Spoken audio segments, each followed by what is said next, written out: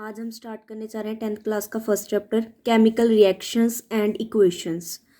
Chemical reaction is defined as a process in which one or more new substances with new chemical properties are formed. Chemical reaction क्या होता है?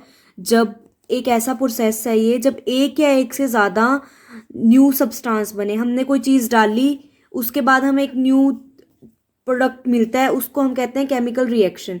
जैसे carbon solid है, oxygen gas है, इन दोनों को मिलाने से कार्बन डाइऑक्साइड बनता है जो गैस है नेचर में। अब इसके बाद है chemical equation. Chemical equation is a brief notation of chemical reaction in terms of symbol and formulae of substance involved in it instead of words representing it. जैसे मैंने कहा carbon plus oxygen gives carbon dioxide, ये तो हो गया chemical reaction, मैंने words में कहा। अगर मैं कार्बन का सिंबल C लिखूं, फिर प्लस ऑक्सीजन का सिंबल O2 लिखूं और फिर लिखूं कि कार्बन डाइऑक्साइड बना है, ये क्या है? एक केमिकल इक्वेशन। मतलब केमिकल रिएक्शन को जब हम सिंबल के फॉर्म में रिप्रेजेंट करते हैं तो क्या बनती है? Chemical equation. जैसे मैंने कहा carbon plus oxygen gives carbon dioxide, ये क्या हो गया? एक केमिकल रिएक्शन। एक रिएक्शन हुआ, हमने कुछ डाला, कोई न्यू सब्सटेंस हमें मिला, ठीक है, वो हो गया केमिकल रिएक्शन। अब मैंने इसको सिंबल की फॉर्म में उनके नोटेशंस में रिप्रेजेंट किया। कार्बन का सिंबल है C plus oxygen O2 give you carbon dioxide CO2, ये क्या होगी? Chemical equation. ऐसे ही अगर मैं कहूँ magnesium plus oxygen give you magnesium oxide is a chemical equation. ऐसे ही अगर हम कहें nitrogen plus hydrogen gives ammonia, it's a chemical reaction कि हम जब नाइट्रोजन और हाइड्रोजन को ऐड करें अमोनिया बनता है। वैसे ही इसको बनाने का तरीका हैबर्स प्रोसेस है, हैबर्स प्रोसेस से बनाते हैं हम इसे। ये क्या हो गया? ये तो एक प्रोसेस से केमिकल रिएक्शन हो गया कि रिएक्शन होगा, हमें एक न्यू सब्सटेंस अमोनिया मिलेगा। जब मैंने इसको सिंबल के फॉर्म में लिखा N2 नाइट्रोजन का सिंबल प्लस H2 हाइड्रोजन का symbol give you NH3 that is ammonia, ये क्या हो गया? एक केमिकल इक्वेशन। नेक्स्ट है balanced chemical equation. A chemical equation which contains equal number of atom of one or more element on reactant and product side is called balanced equation. Now इसे example की help से समझते हैं। Example, carbon plus oxygen gives carbon dioxide. अब इसे देखो, इन्होंने क्या किया? Equal number of atoms of one or more elements on react. पहले आपको ये पता होना चाहिए, इसे हम रिएक्टेंट कहते हैं। जो हम डालते हैं उसे रिएक्टेंट कहते हैं, जो हमें बाद में आफ्टर रिएक्शन प्रोवाइड होता है उसे प्रोडक्ट कहते हैं। ठीक है, सो इसमें रिएक्टेंट क्या है? कार्बन एंड ऑक्सीजन, और प्रोडक्ट क्या है? Carbon dioxide. अब इसे बैलेंस्ड केमिकल इक्वेशन कब कहेंगे? जब रिएक्टेंट के साइड और प्रोडक्ट की साइड जितने भी एलिमेंट्स हैं या एटम्स हैं वो सेम नंबर में हो। जैसे हम देखें रिएक्टेंट में कितने कार्बन है? 1। ऑक्सीजन कितने हैं? 1। और प्रोडक्ट में कार्बन 1, ऑक्सीजन भी 1। अगर अब हम इसकी नेक्स्ट रिएक्शन देखें, जैसे N2 plus H2 will give you NH3, nitrogen plus hydrogen will give you ammonia. अब रिएक्टेंट की साइड में देखो, यहाँ पे नाइट्रोजन के कितने हैं? 2 मोल्स हैं। यहाँ पे कितने हैं? 1। यहाँ पे हाइड्रोजन कितने हैं? 2। हाइड्रोजन प्रोडक्ट में कितने हैं? 3। तो हमें यहाँ पे 2 है, यहाँ पे 1 है, यहाँ पे भी 2 करने पड़ेंगे, सो यहाँ पे हमने 2 लगा दिया। अब आप देखो, यहाँ पे नाइट्रोजन 2 है, यहाँ पे भी नाइट्रोजन 2 है, पर हाइड्रोजन अब यहाँ पे 2 है, यहाँ पे 3 × 2 6 हो गए, तो हमें यहाँ पे 3 लगाना पड़ेगा। इसे कहते हैं बैलेंस्ड केमिकल इक्वेशन, कि हम खुद बैलेंस करें। जैसे हम और एग्जाम्पल भी ले सकते हैं, hydrogen sulphide plus oxygen will give you sulphur dioxide plus water. अब यहाँ पे आप देखो, हाइड्रोजन कितने हैं? 2। इधर भी कितने हैं? 2। यहाँ पे सल्फर कितने हैं? 1। यहाँ पे कितना है? 1। यहाँ पे ऑक्सीजन कितना है? 2। पर यहाँ पे कितना है? 2 और ये K1 3। तो यहाँ पे ऑक्सीजन बैलेंस्ड नहीं है, तो हमें इसे बैलेंस करना पड़ेगा। कैसे? अब हमें ऑक्सीजन 3, यहाँ पे 3 है, यहाँ पे 2 है, तो यहाँ पे 3 लगा दे। यहाँ पे 3 × 2 कितने हो गए? 6। अब यहाँ पे कितने हैं? 3।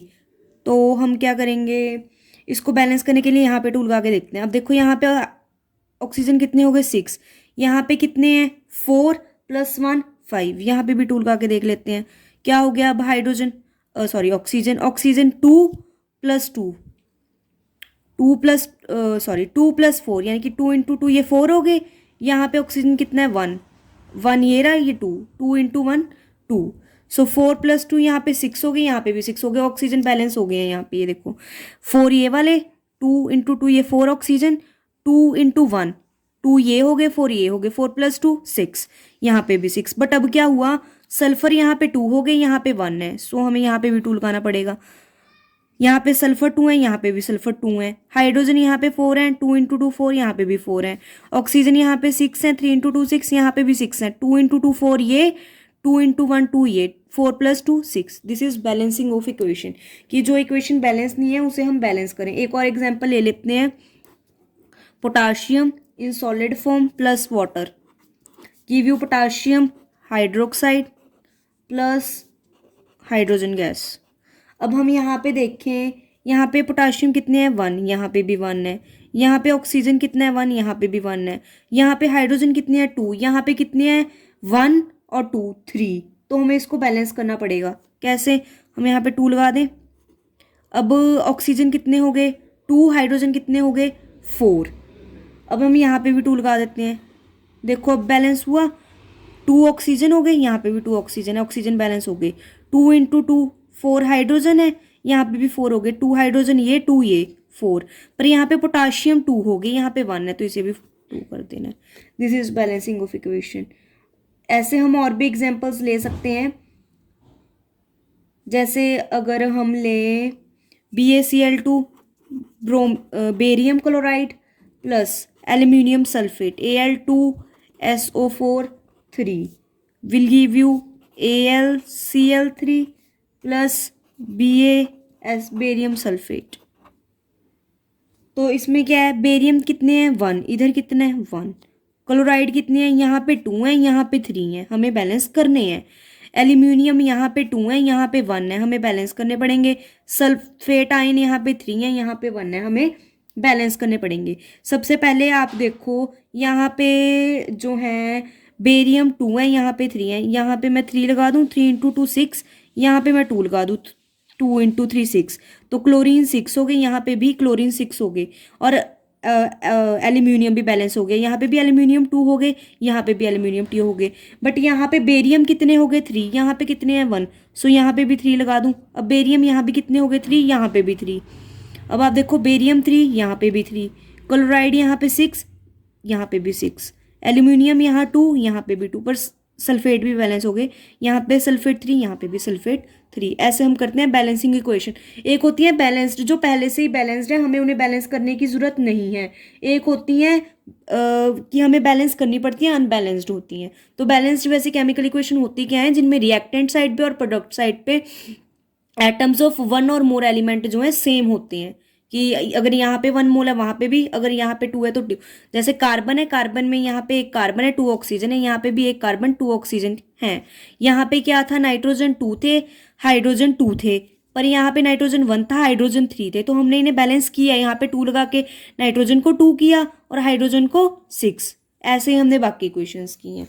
Next, balancing a chemical equation, the process of making the number of atoms of each element equal on the reactant and product side of unbalanced chemical equation is known as balancing of chemical equation। कैसे, जैसे मैं example लूँ, iron plus water give you Fe3O4 plus hydrogen.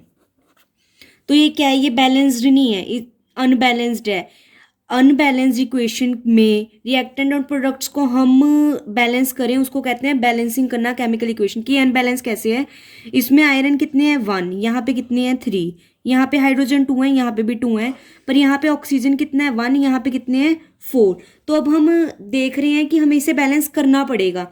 The process of making the number of atoms of each element equal on reactant and product side, ये unbalanced equation है। अब हम इसके atoms equal करेंगे, इसे कहते हैं बैलेंस करना। अनबैलेंस्ड इक्वेशन के नंबर ऑफ एटम्स एलिमेंट के इक्वल करना रिएक्टेंट साइड पे और प्रोडक्ट साइड पे क्या होता है, बैलेंसिंग ऑफ केमिकल इक्वेशन। अब यहाँ पे आयरन 3 है तो हम क्या करेंगे, आयरन के फ्रंट में 3 लगा देंगे, आयरन तो बैलेंस हो गई, यहाँ पे भी 3, यहाँ पे भी 3। अभी यहाँ पे ऑक्सीजन कितने हैं, 4, यहाँ पे कितने हैं, 1। अगर हम यहाँ पे 4 लगा दें तो ऑक्सीजन बैलेंस हो गई, ये देखो यहाँ पे भी 4 हो गई, यहाँ पे भी 4, पर यहाँ पे हाइड्रोजन अब 2 है, यहाँ पे कितने हो गए, 4 इंटू 2 8।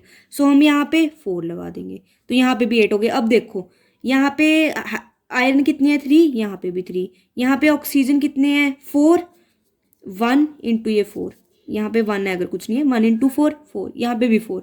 हाइड्रोजन यहाँ पे कितने हैं, 4 इंटू 2 8, यहाँ पे भी 4 इंटू 2 8। ये रिएक्टेंट साइड है, ये प्रोडक्ट साइड है, इसे क्या कहते हैं, रिएक्टेंट, इसे कहते हैं प्रोडक्ट। तो ये पहले अनबैलेंस थी, यहाँ पे आयरन 1 था, यहाँ पे 3 था, यहाँ पे ऑक्सीजन 1 था, यहाँ पे 4 था, तो ये अनबैलेंस थी पहले। यहाँ पे रिएक्टेंट और product side number of atom each element के सेम नहीं थे, पर हमने अनबैलेंस्ड इक्वेशन को बैलेंस कर दिया by making the number of atoms of each element equal on both side. यहाँ पे भी अब हमने बैलेंसिंग की, उसके बाद क्या हुआ, यहाँ पे आयरन 3 है, यहाँ पे भी 3 है, ऑक्सीजन 8 है, यहाँ पे भी 8, सॉरी हाइड्रोजन 8 है, यहाँ पे भी 8 है, ऑक्सीजन 4 है, यहाँ पे भी 4 है।